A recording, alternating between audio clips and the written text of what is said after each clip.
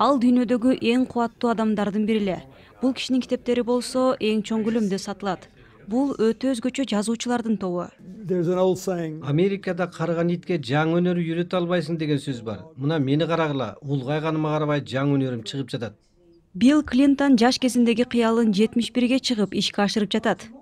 Мен триллер китептерди жакшы көрөм. Биз таанышканыбызга көп болду. Мен ар дайым китеп жазгым келчү.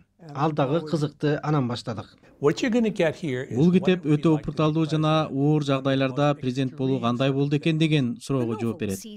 Романда АКШнын президенти башка өлкөлөрдү ири кибер чабуулдан сактап калат. Романдын эки автору тең бул идеяны өтө жактырганын айтты. Түндүк Кореяга байланыштуу окуялар ири кибер чабуулдарга салыштырмалуу өтө деле коркунучтуу сезилбей калат. Түндүк Корея менен сүйлөшүүлөр жигердүү болсо экен. Түндүк Корея өзөктүк куралын колдончу болсо өтө жаман кесепеттерге туш болорун жакшы түшүнөт. Бирок кибер чабуулдардын дагы кесепеттери көптөгөн кишилердин өлүмүнө алып келиши мүмкүн. Кара санатайлык багытта кылынган кибер чабуулдар азырынча китептерде көп жазыла элек.